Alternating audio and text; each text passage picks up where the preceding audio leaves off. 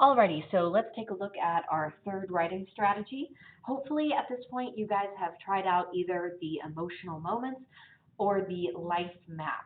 So if you haven't watched one of the videos from the first two gathering strategies, I highly recommend you go to the the emotional moments, or you work on the life map. That's because it's easier to do this if you've already done one of those. So we're going to go ahead and go down here. So the very first thing you're going to do is try to just brainstorm some places first. So writing connected to a place basically is the idea that we have these places in our life where our memories are tied. Um, so these are the places that maybe I'm thinking of my grandmother's backyard, for example. And in that backyard, I've had so many memories throughout the years. I remember playing games with my cousins called Annie Over. I remember my cousins being really mean to me when I was 8 years old. I remember the time that I totally tipped a lawnmower, a riding lawnmower. It almost fell on top of me. I have different memories of my seventh grade classroom, the strongest one being September 11th. So I have all these places that are connected to these strong memories. Some places, like Mayfest, only have one memory, but it's a really strong memory because when I go back into my thoughts, I can see and smell and hear exactly what happened. And it's tied to that place, right? Same thing with the golf course. I only have one memory associated with that, and that's the time that I went sledding with my cousins. If you're having a hard time with the brainstorming phase of writing connected to a place, you might want to make sure you're trying the emotional moments or trying the life map first. So from the emotional moments, I was like, oh yeah, the sledding happened at the golf course. I definitely remember that. This happened on the basketball court. This happened in my grandmother's backyard. This happened in my teacher's front yard. Yes, that's me toilet papering my teacher's front yard. And so then you can go back and you can start to write down those places. The same goes for that life map. So, for example, I survived a hailstorm with softball-sized hail. Well, that happened at Mayfest. That is something tied to that place. So, what you're going to do for the second part, this part will take you maybe 2 or 3 minutes. Shouldn't take you longer than 3 minutes. Come up with 4 to 10 different places. I want you to pick the one that you are the most excited about, the one that you have the most to say about.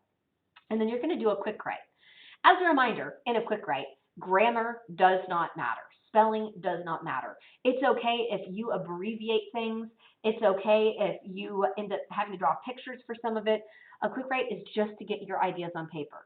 The idea for this quick write is to spend no more than 5 minutes well after you pick one of these places, actually kind of delving into that memory. You don't need to have to you don't need to try and write like beautifully or write a hook or anything. You're just getting that memory down on paper. So here's the quick write that I did for writing connected to a place. I chose the time that I almost tipped the lawnmower, and that's a memory specifically tied to my grandmother's backyard. So I wrote this. I had to time myself. I did this in 4 minutes. Ah, the smell of freshly cut grass. Classic, right? One time when I was 14, I was over at my grandparents' house. Well, notice how I abbreviate. My thought, sorry, see what it says, my thought it would be a good idea. So I changed that later to say I thought it would be a good idea. I'm not really worried about my spelling your grammar though. I thought it would be a good idea for me to mow the lawn.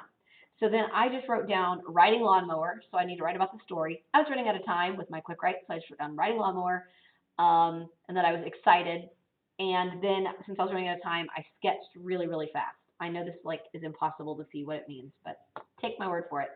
So there was this tree, and we had this tire horse that we named Rosie. It was like a tire swing, but in the shape of a horse. So I was mowing the lawn in the backyard, and I was supposed to have tied Rosie back to the tree so I could mow underneath her, but I was being lazy, forgot to do it, and I decided I could mow around her. Sadly, I couldn't, and the front of the lawnmower actually got hooked on Rosie. And as I continued to try to drive with the back wheels, the front wheels began to lift off of the ground.